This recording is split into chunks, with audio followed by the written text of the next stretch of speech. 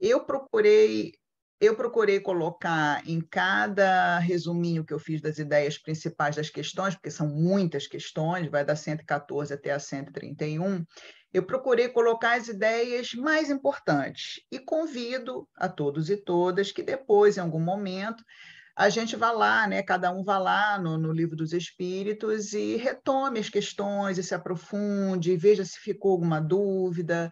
Eu acredito que o meu e-mail já tenha circulado aí nos grupos. Caso alguém tenha ficado com alguma dúvida, é só pedir a algum dirigente me mandar um e-mail que eu responderia com todo carinho, e se eu souber, principalmente, que às vezes a gente também está aí buscando, está estudando, e nem sempre a gente tem prontamente uma resposta, mas a gente corre atrás.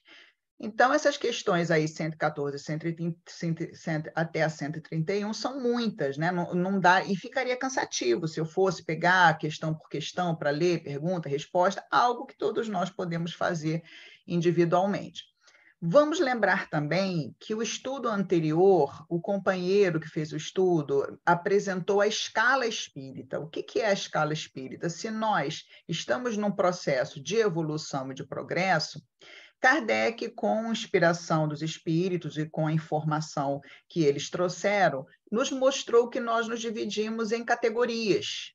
E é interessante também, quem não assistiu essa palestra, resgatá-la no YouTube, no canal da instituição, para a gente ter essa consciência da sequência das informações. Então, há uma escala, e hoje nós vamos ver como é que a gente faz para subir de nível, né? A cada momento do nosso desenvolvimento espiritual, como é que a gente faz para sair da primeira ordem lá, que são os espíritos imperfeitos, da terceira ordem, aliás, até a primeira ordem, que seria dos espíritos puros. Esse processo é um processo de progressão. Processo é esse processo que foi intitulado aqui como progressão espiritual ou progressão dos espíritos. Então, eu coloquei um resuminho indicando as questões entre parênteses, para que depois, caso alguém queira rever, esteja fazendo anotações, vocês possam voltar lá, porque eu não coloquei aqui a resposta toda e nem a questão. Lembrando que eu coloquei apenas as ideias principais. E antes de começar a apresentar, uma das metáforas que eu gosto mais, ou analogia que Kardec faz da nossa presença na Terra, desse processo evolutivo, é a analogia ou a metáfora da escola. Então, nós nos matriculamos na escola da vida, cada um de nós está num determinado ano de escolaridade, ou série, como a gente falava antigamente, e as lições que nos chegam na vida através de desafios, de problemas, de provas e expiações. À medida que nós vamos lidando com essas provas e expiações e no contato com os nossos colegas de turma, que são as pessoas que nos acompanham, nós vamos então desenvolvendo as nossas habilidades, nós vamos crescendo, nós vamos amadurecendo em vários sentidos. E de vez em quando vêm as avaliações, junto com esses desafios que nos chegam na vida. É também importante lembrar que Emmanuel tem uma frase em relação aos processos de avaliação das nossas virtudes, que o relacionamento com o outro, o relacionamento com as pessoas, Emmanuel diz que é a pedra de toque das nossas virtudes. O que ele quer dizer com isso? Eu sei que eu só posso saber se eu sou uma pessoa paciente no contato com alguém, principalmente no contato com alguém difícil, no contato com alguém que demanda muito, que exige muito, em termos de atenção, em termos de compreensão. Então, as nossas virtudes, elas são avaliadas no contexto da vida, principalmente no nosso contato com os nossos semelhantes. Então, vamos a esses itens ou essas ideias básicas que eu procurei destacar. Como é a nossa evolução? Então, é importante que todos nós que aqui estamos, nesse espaço, nesse momento, ou em outro momento, depois no canal do YouTube, que assistam esse estudo, que a gente se coloque naquilo que vai ser colocado aqui, porque se trata, na verdade, de nós, do nosso progresso. Então, os espíritos vão falar nessas questões que estão aí colocadas, que nós fomos criados simples e ignorantes. iguais em moralidade e inteligência, para progredirmos em direção à perfeição. Então, vamos comentar um pouquinho o que significa isso. Simples e ignorantes, esse simples aqui em oposição a complexo. Então, ao nós sermos criados ou ao nós passarmos a condição de espíritos, nós fomos dotados de habilidades, de talentos a serem desenvolvidos. E essas habilidades e talentos são básicas e não complexas. Então, uma inteligência que é simples e que, aos poucos, ela vai se tornando mais complexa. Virtudes que são simples, aos poucos, à medida que a gente for desenvolvendo, elas se tornam mais complexas, mais ampliadas, com maior poder de alcance. E isso em relação a todas as nossas características, tanto em termos intelectuais quanto em termos emocionais ou qualquer outro que a gente possa imaginar. E ignorantes no sentido de não sabermos. Então, da mesma forma como numa escola, as crianças que começam lá na alfabetização, elas não sabem ainda ler e escrever, elas não têm o conhecimento das disciplinas, das informações importantes, e elas vão aos pouquinhos aprendendo, nós, como espíritos, fazemos a mesma coisa. Nós fomos criados, então, com as nossas habilidades bem básicas, bem simples e sem saber. À medida que nós vamos encarnando, tanto aqui no plano material quanto no plano espiritual, essas habilidades e esses conhecimentos, eles vão, então, se ampliando. Fomos criados iguais em moralidade e inteligência, todos nós dotados das mesmas capacidades. Não há injustiça nem privilégio na lei divina, porque isso seria contra a ideia que a gente tem de Deus como um ser absolutamente perfeito. Todos nós fomos dotados das mesmas capacidades. E qual é o nosso destino? Qual é o nosso objetivo final? É a perfeição. A gente não tem ideia, companheiros, até hoje, o que significa isso, porque nós estamos muito longe dessa perfeição, mas a gente tem um modelo de perfeição que nasceu entre nós e que supervisiona, digamos assim, todo esse processo que acontece no planeta Terra, que é Jesus. Na questão 625, os espíritos nos dizem que ele foi o único espírito perfeito, ou seja, que terminou completamente o processo evolutivo, o desenvolvimento total das suas habilidades, dos seus talentos, das suas capacidades e o conhecimento pleno, apenas Jesus.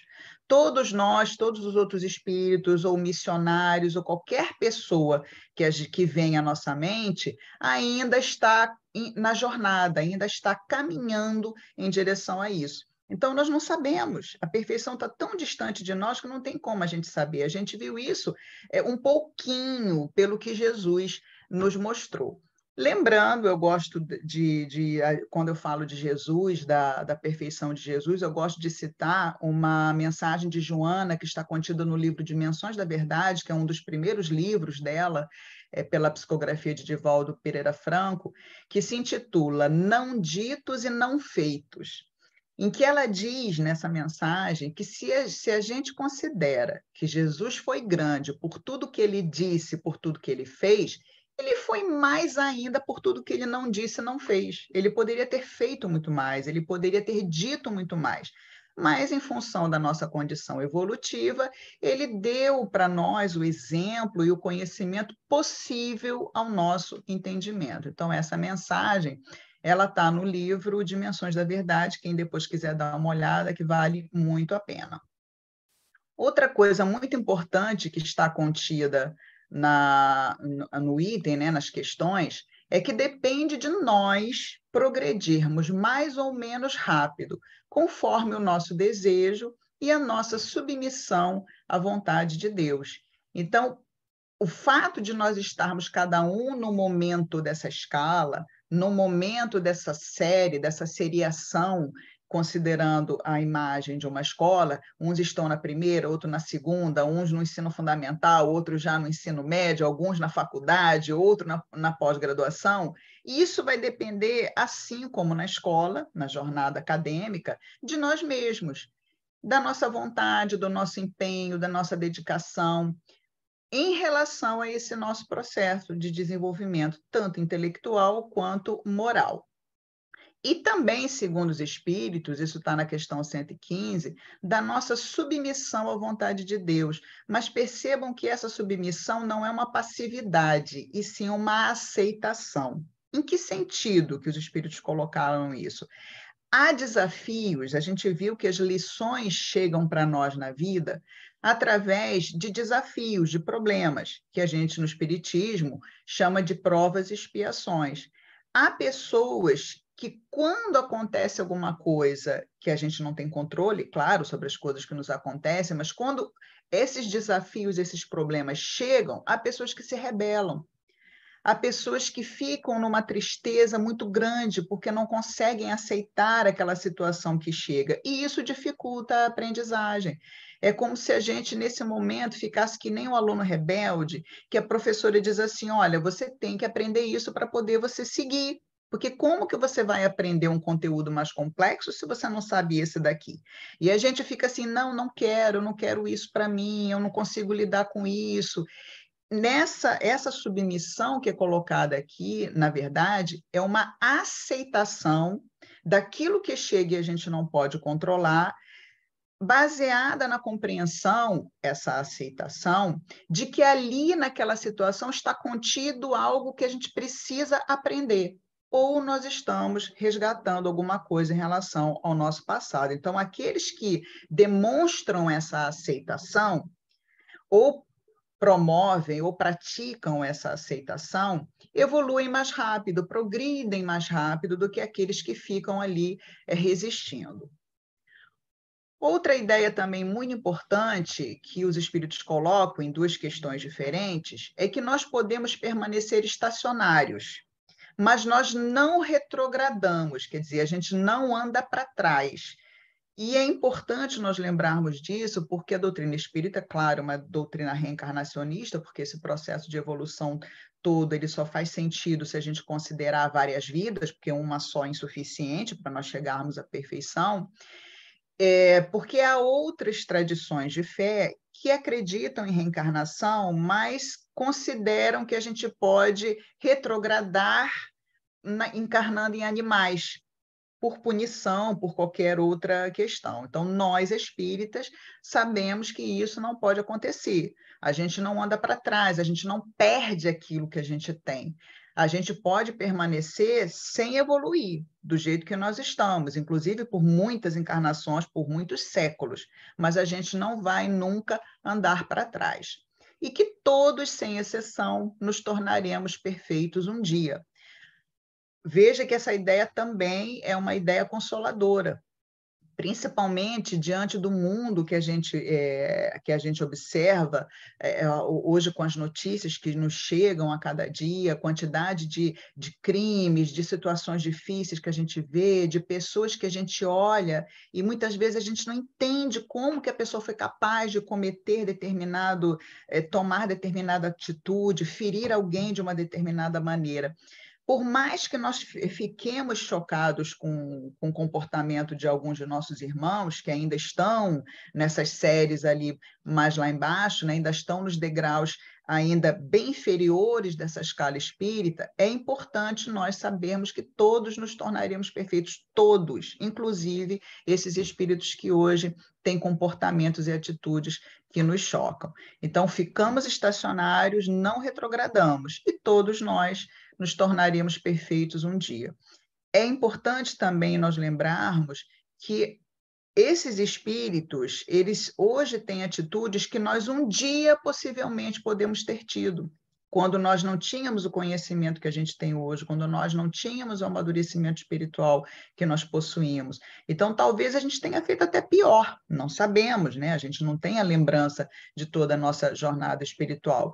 Então, isso é de molde a nos colocar diante dessas pessoas com uma capacidade de compreensão e de compaixão em relação ao comportamento delas. Na questão 119, os espíritos dizem que Deus não nos isentou de passar pelas provas para alcançarmos a perfeição. Aí está um ezinho, mas é a perfeição. Pois não haveria mérito.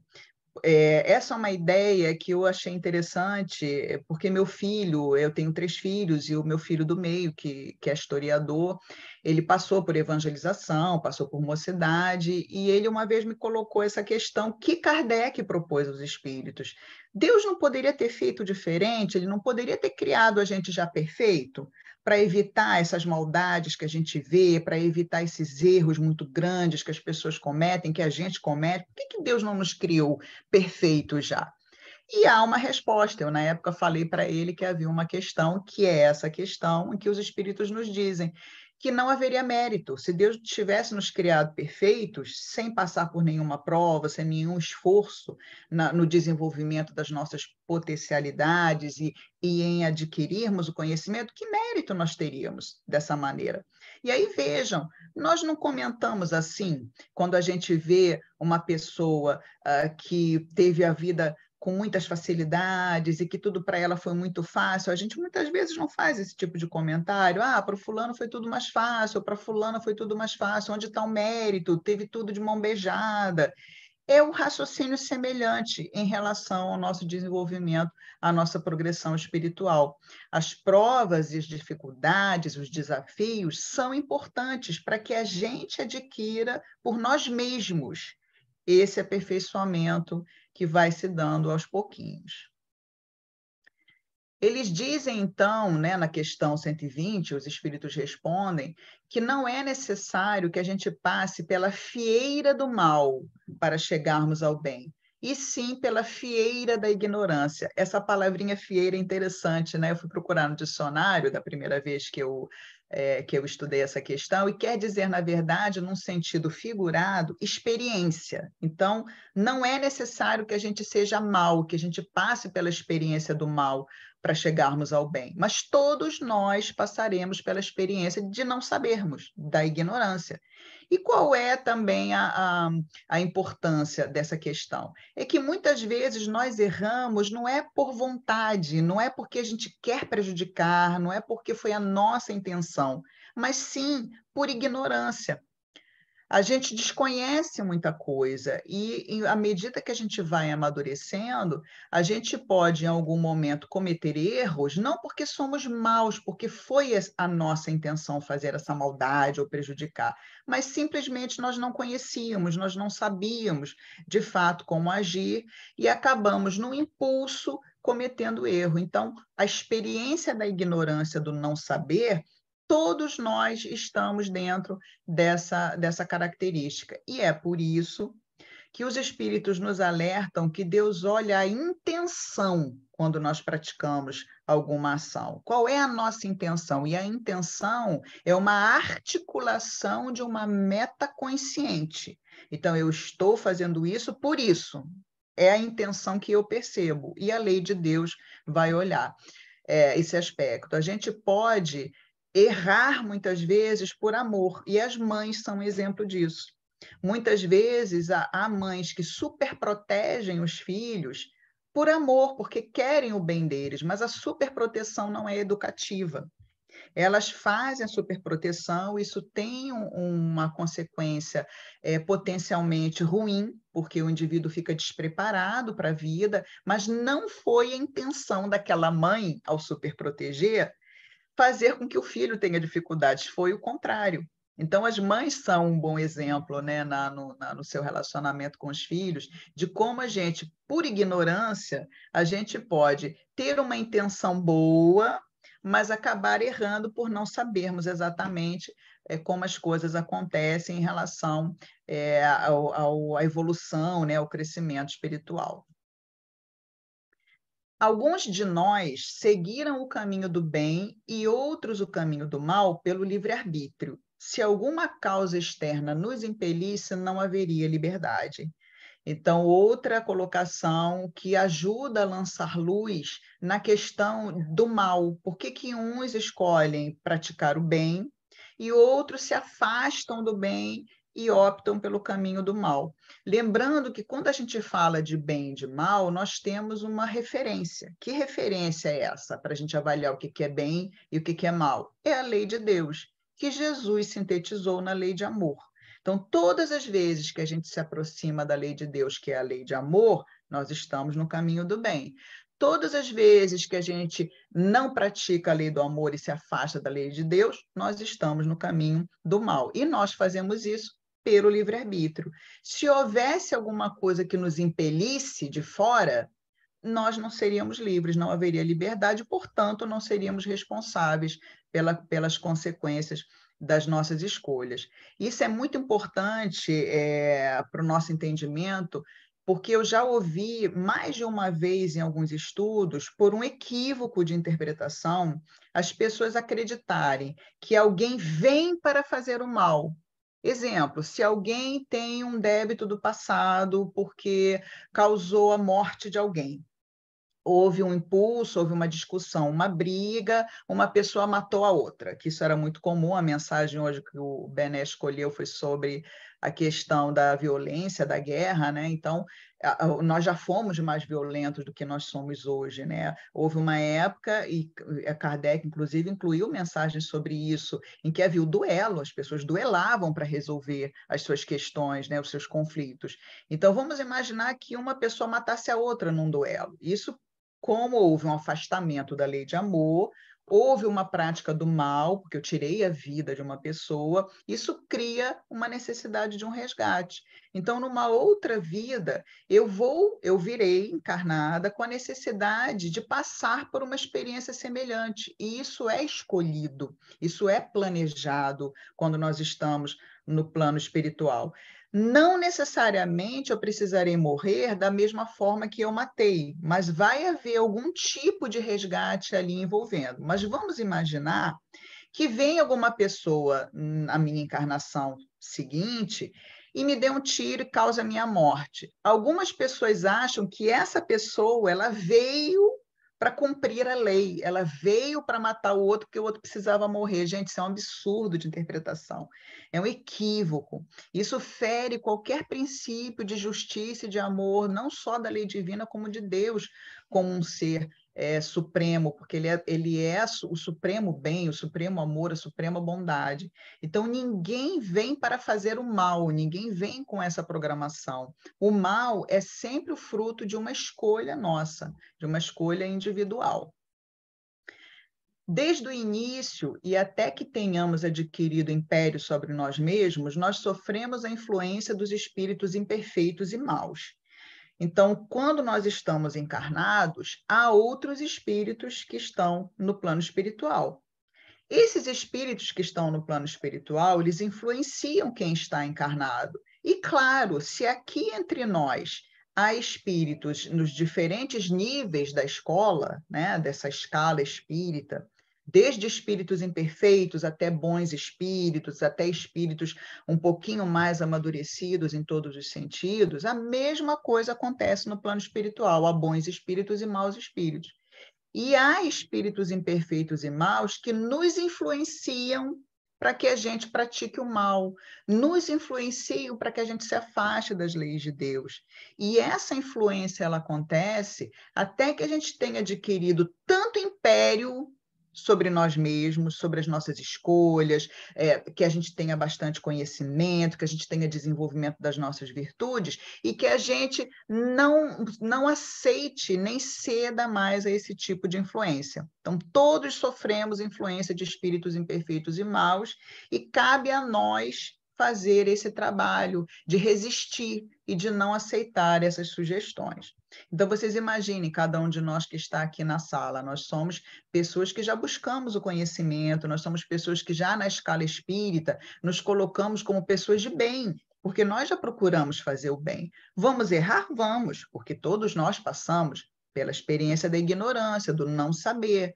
Mas a gente não vai mais errar e nem fazer o mal por voluntarismo, porque a gente quer fazer o mal. Nesse sentido, nós vamos aos pouquinhos dificultando que esses espíritos nos influenciem, porque a gente já sabe o que quer. A gente quer o bem, a gente quer progredir, a gente quer praticar a lei de amor. E isso vai nos fortalecendo contra a influência dos maus espíritos. A sabedoria de Deus, então, na progressão espiritual, está em nos dar a liberdade de escolher e ter o mérito das próprias obras. Isso inclui necessariamente que a gente possa escolher o caminho do mal, senão não haveria liberdade. Concordam comigo? Só há liberdade se nós tivermos o livre-arbítrio de escolher até o mal, se nós quisermos. Porque se houvesse um limite, não seria um livre-arbítrio, não seria uma liberdade individual total. Mas de uma vez que nós escolhemos o caminho do mal, pela própria justiça da lei, conforme Deus criou, nós vamos então ter que ficar a braços com as consequências das nossas escolhas. Podemos escolher o mal, mas vamos ter que encarar as consequências do mal que fazemos. Por isso que Paulo falou aquela frase que é conhecida, imagino, de quase todos e todas nós, em que ele diz: tudo é lícito, mas nem tudo me convém. Então, eu posso fazer o que eu quiser, mas nem tudo me convém se eu considerar a progressão espiritual, se eu considerar o conhecimento que eu já tenho hoje da lei de Deus, que nós temos. Alguns de nós, então, seguem o caminho do bem e do mal absolutos, e há gradações onde se situa a maioria. Na 124, os espíritos dizem, então, que desde o início, quando nós fomos lá criados simples e ignorantes, alguns fazem boas escolhas e vão escolhendo. Claro que, como a gente passa pelo caminho da ignorância, nós vamos cometer erros. Mas a escolha consciente, há pessoas que escolhem esse caminho do alinhamento com a lei de Deus desde o início, e há outros espíritos, há outros de nós que escolhem a do mal absoluto. E entre esse absoluto bem e absoluto mal, há gradações onde se situam a maioria dos espíritos em evolução.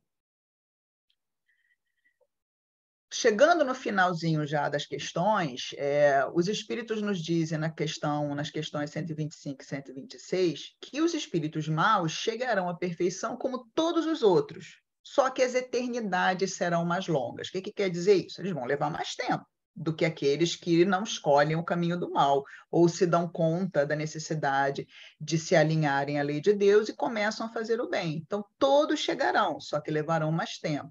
E quando chegarem, terão aos olhos de Deus o mesmo mérito. Isso é uma ideia bonita, tão bonita que chega a ser poética. Quer dizer, não interessa o que a gente fez no passado espiritual. Vocês não sentem um certo conforto de saber disso? Porque a gente não sabe o que fez, mas aos olhos de Deus não interessa. O que interessa é o esforço que nós estamos fazendo nessa progressão, e o que interessa é que todos, um dia, seremos espíritos perfeitos. Então, não altere nada. Vamos pegar uma referência de maldade, né, que a gente costuma usar muito em palestra, que é Hitler e Mussolini, né, que ocasionaram toda aquela tragédia na Segunda Guerra Mundial, a responsabilidade por milhões de mortes, destruição, a guerra, né, como diz aí na mensagem. Hitler será perfeito, tanto quanto eu, quanto vocês, quanto todos nós. E mesmo ele tendo feito o que fez, ele e outros grandes ditadores, né, ou grandes almas atormentadas de todos os tempos, um dia também serão perfeitos, assim como nós. Nas questões 128 a 131, Kardec vai perguntar sobre a questão de anjos e demônios. E os espíritos dizem que anjos e demônios, no sentido que as pessoas atribuem a esses termos, não existe, pois seria contra a justiça de Deus. E vamos lembrar aqui, então, que ideia seria essa? Que Deus haveria criado os anjos, que são pessoas puras, pessoas perfeitas, pessoas que só praticam o bem assim. Foram criados anjos assim, perfeitinhas, puras, fazendo bem. E, em contrapartida, haveriam os demônios, que há toda aquela ideia, aquela mitologia da queda do anjo, que ele teria dado, então, início a toda uma corte de demônios, de seres voltados para o mal eternamente. Então, segundo a ideia que se atribui a características a esses anjos e demônios, anjos foram criados anjos e serão assim para sempre.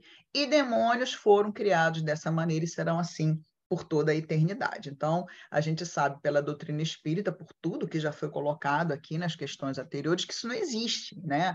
A gente vê espíritos que são tão maus, tão afastados da lei divina, que a gente pode dizer deles que eles são seres do mal, demônios, porque só fazem escolhas, mas eles estão assim, eles não são assim.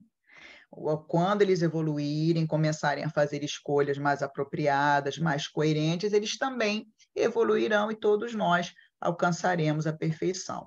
Há uma nota de Kardec em que ele fala um pouquinho mais sobre isso, e ele lembra que a palavra daimon, que dá origem a demônio, lá no original grego, significa gênio, inteligência. E essa palavra, daimon, se aplicava a seres incorpóreos bons e maus, e que demônio só implica a ideia de um espírito mau na acepção moderna, à medida que aí, principalmente a Igreja Católica foi fazendo análise entre seus pares, entre os padres, as pessoas que estudavam ali a teologia católica, que se deu ao daimon essa característica de ser um espírito voltado ao mal pela eternidade. Mas na origem da palavra, Kardec lembra que não é assim. Então, veja, isso é o que está no Livro dos Espíritos.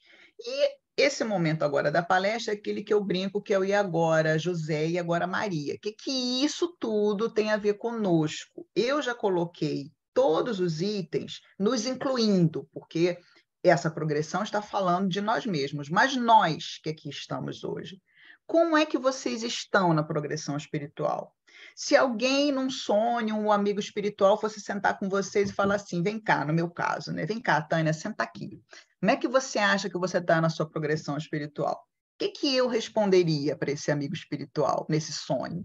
O que vocês responderiam? Então, é essa contribuição agora que eu acho importante trazer para que a gente reflita. E eu faço essa reflexão, eu inicio com algumas perguntinhas que não querem calar. Estamos acomodados estacionários? Então, a gente está assim numa fase em que a gente está deixando a vida nos levar, como diz o Zeca Pagodinho, então nós não estamos nem... nós estamos mornos, como diz o Apocalipse, nem quente nem frio. Então, a gente está acomodado? Nós estamos estacionários? Nós queremos crescer espiritualmente, temos nos dedicado a esse objetivo? Isso é consciente? Nós nos damos conta disso? Nós nos dedicamos a esse crescimento? Nós sabemos o que isso significa? Estamos cientes das escolhas que nós fazemos em termos éticos, em termos de bem, de mal e de suas consequências no dia a dia, desde que a gente acorda até a hora que a gente dorme? A gente pesa isso, grandes decisões que a gente toma, a gente lembra desses critérios, que há uma referência para todos nós, que é a lei de amor, e que quando nós afastamos dela, nós criamos consequências ruins para nós, em termos emocionais, em termos evolutivos, a gente tem essa ciência, esse conhecimento. Diante dos problemas e dificuldades, que são as provas e expiações que a vida nos traz, nós nos vitimamos ou nos rebelamos. Joana tem uma mensagem que ela fala isso numa das livros da coleção psicológica, que são as duas grandes chagas em relação ao aproveitamento das oportunidades nossas da vida. Ou a gente se vitimiza, achando que nós somos coitadinhos, né? E que tudo é culpa do outro, do universo, de Deus, do destino, ou nós nos rebelamos, dificultando e agravando a nossa situação. Então, nós nos rebelamos, fazendo mais mal ainda dentro da situação difícil em que nós nos encontramos. O suicídio é um exemplo. Há pessoas que estão num momento de dificuldade, de problema, às vezes tão grande, que quando não procuram ajuda, se rebelam contra aquela situação e acham que não conseguem seguir mais adiante. Com isso, acabam agravando o próprio sofrimento.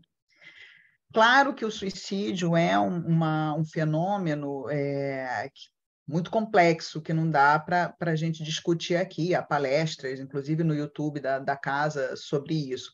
Mas é um exemplo, né, de que muitas vezes a gente acredita que não suporta aquela dor e acaba tomando uma decisão que vai agravar ainda mais as nossas dificuldades.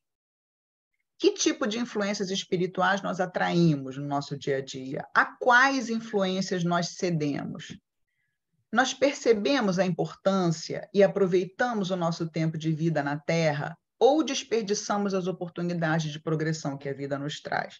Então, eu pensei assim, em algumas questões que eu me ponho, que eu gosto de pensar nisso para ter uma noção do meu próprio progresso espiritual. E eu trago aqui uma mensagem do André Luiz, que está no livro Opinião Espírita, no capítulo 1, se não me engano, mas tem a referência ali, que ele nos ajuda nessas reflexões com outras perguntas importantes. Vejam só. Avaliando, então, o nosso progresso, né, ou a nossa progressão. Sugestões de André Luiz. Primeiro, ele começa com essa frase que eu fiz questão de colocar em caixa alta. Espírita que não progride durante 3 anos sucessivos permanece estacionário. E é por isso que a gente tem que se perguntar, a gente está se deixando levar pela vida e nós paramos o nosso progresso espiritual ou nós temos o controle desse nosso progresso? Isso é algo consciente. Então, como que a gente vai saber se a gente está progredindo ou não, ou se nós estamos estacionários? Porque, gente, é a segunda coisa pior que pode nos acontecer. A primeira é a gente tomar decisões erradas, não alinhadas com a lei divina, ou seja, praticarmos o mal em vez de praticarmos o bem, porque isso vai nos comprometer. A segunda pior coisa é não progredir, porque estamos aqui, nós temos ali a finitude, né, nos acenando, nós vamos desencarnar, vamos voltar para casa, como todo mundo. Pior coisa, segunda pior, é a gente não aproveitar o nosso tempo de vida e nós ficarmos paradinhos, sem evoluir. E aí vejam as questões interessantes que André Luiz coloca. Estás mais calmo, afável e compreensivo? Conquistaste mais alto clima de paz dentro de casa? Andas um pouco mais livre do anseio de influência e de posses terrestres, ou nós fazemos parte daquele clube de quanto mais bens, melhor? Né? É isso que ele está perguntando aqui. Usas mais intensamente os pronomes nós, nosso e nossa, e menos os determinativos eu, meu e minha? Teus instantes de tristeza ou de cólera surda, às vezes tão conhecidos somente por ti, estão presentemente mais raros? Estudas mais profundamente a doutrina que professas? Entendes melhor a função da dor ou a gente se vitimiza e se rebela? Ainda cultivas alguma discreta desavença? Tens o verbo mais indulgente, os braços mais ativos e as mãos mais abençoadoras? Gente, olha que ideia linda, mãos abençoadoras.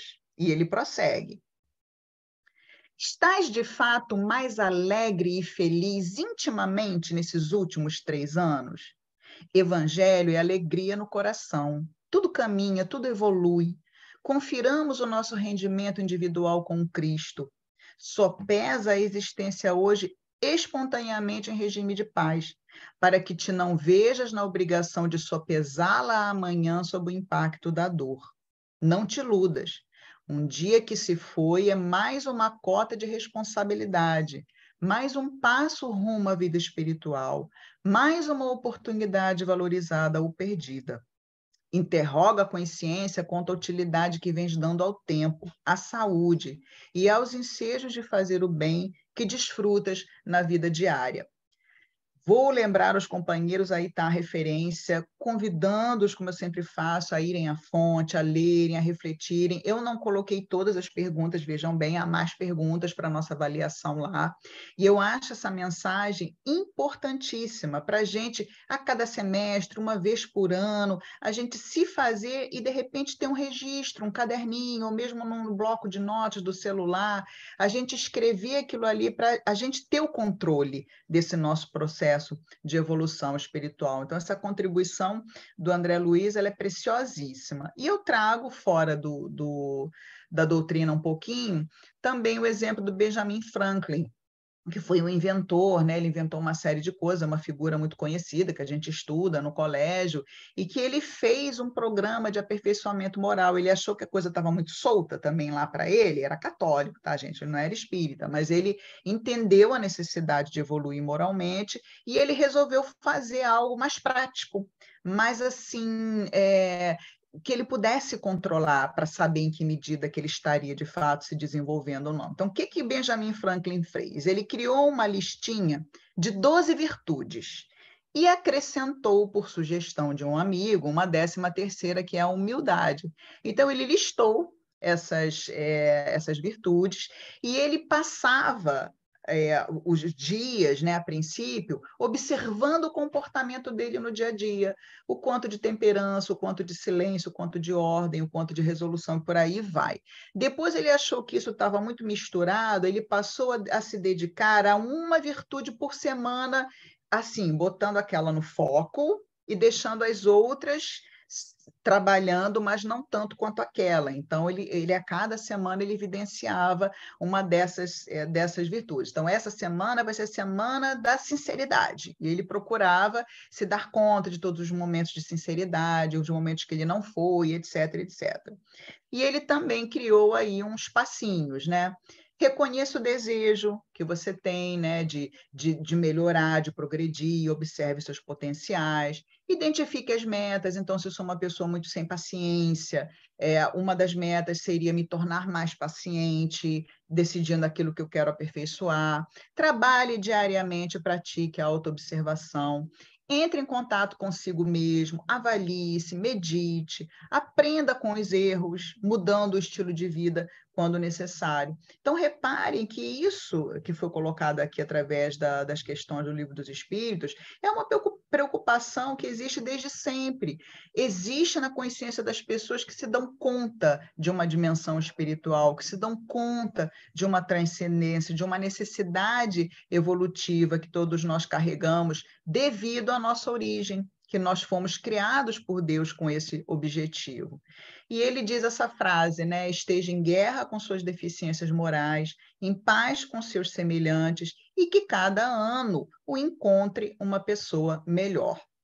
Aqui também deixo, né, com todos e todas, 2 dicas de livros espíritas que mostram numa mesma encarnação personagens reais, porque os livros narram vidas de pessoas encarnadas aqui na Terra, e que, assim, a gente começa o livro odiando essas pessoas no sentido de, puxa vida, como é que a pessoa pode fazer tanto mal? E a gente termina o livro amando as pessoas. Então, são livros que mostram essa possibilidade de transformação. No livro Do Abismo às Estrelas, a gente tem a história de Suzette Sara, que é uma médica ginecologista, obstetra, que ela começa o livro praticando o aborto e depois, eu não vou dar spoiler, ela acaba, por uma série de questões, mudando o comportamento. E aqui a gente tem a história do Cláudio Nogueira, também no livro Sexo e Destino. São duas referências que a gente tem, além de tantas outras, eu selecionei essa para ficar aí como indicação de leitura.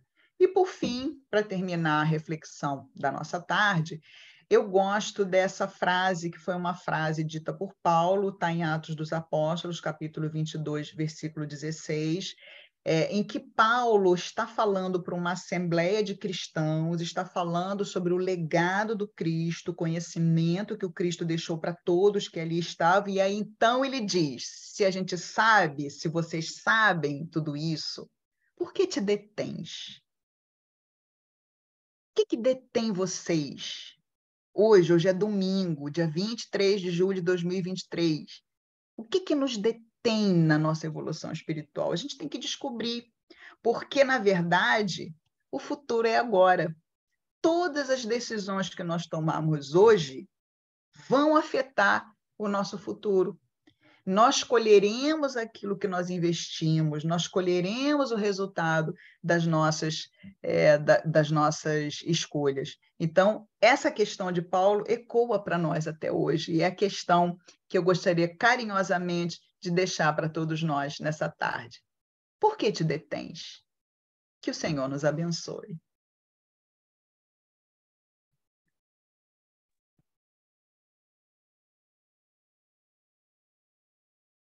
Tudo? Não. Então, agradecer a Tânia pela apresentação. Muito interessante esse tema, tá? Para a gente meditar e estudar esse tema. Muito bom. Então, agora nós vamos encerrar o nosso trabalho. Antes de pedir a Tânia para fazer a nossa prece final, eu vou pedir aos passistas da casa que estiverem disponíveis para mentalizar a nossa casa, principalmente a nossa sala de passes, para irradiar bons pensamentos para aqueles irmãos que estão passando por necessidades que a nossa casa sempre busca acolher. Então, Tânia, por gentileza, fazer a nossa prece final. Obrigada. Então vamos, queridos irmãos e irmãs, onde nós estamos, vamos procurar colocar os nossos 2 pés no chão, alinhar a nossa coluna, respirar bem fundo. Nós estamos aqui numa corrente, que é uma corrente do bem. Nós estamos ligados por laços de energia que nos unem na busca do conhecimento, na busca da paz, na busca do progresso. Vamos pensar em nossa necessidade nesse instante, seja ela física, seja ela emocional, de contexto de vida. Vamos lembrar dos nossos afetos e nos dirigir, após uma respiração bem profunda, a Jesus, nosso amigo de todas as horas. Jesus querido, assim nós te agradecemos. Todo o conhecimento, toda a luz que já procuramos não deixar debaixo do alqueire. Ajuda-nos, Mestre querido, a fazer brilhar essa luz em nós, reconhecendo que nós nascemos da luz, nós somos lucigênitos e nos direcionamos sempre, sempre em direção a ela. Todos nós brilharemos cada vez mais. Todos nós nos tornaremos espíritos cada vez mais evoluídos, mais serenos, mais pacificados. Por isso, auxilia-nos a lembrar de tudo o que sabemos. Ajuda-nos a não sermos tão impulsivos no dia a dia, a pensarmos antes de agir, a trabalharmos as nossas emoções, as nossas polaridades. Que as nossas mãos sejam mãos que verdadeiramente abençoem todas as criaturas, todos os seres sencientes. Permanece conosco, Jesus querido, ajudando-nos nesse sentido. E que nós tenhamos também a oportunidade de multiplicar esse conhecimento com todos aqueles que dele necessitarem. Por tudo, nós te damos graças. Fica conosco, que assim possa ser. Em nome de Deus, de Jesus e de João Batista, nosso patrono, damos por encerrado a reunião evangélico-doutrinária da tarde de hoje. Graças a Deus. Mais uma vez, Tânia, muito obrigado. Eu que agradeço a oportunidade de trabalho no bem, olha só que beleza. Ótimo, muito bom. Tchau, Tânia, então, obrigado. Obrigado, por nada, gente. Tchau, tchau. Maurício, com você agora. Tá joia? Não, deixa o pessoal se despedir aí, a gente encerra. Tá bem. Beijo a todos, bom domingo para todos. Boa semana para todos. Boa semana. Valeu. Muito obrigado, gente.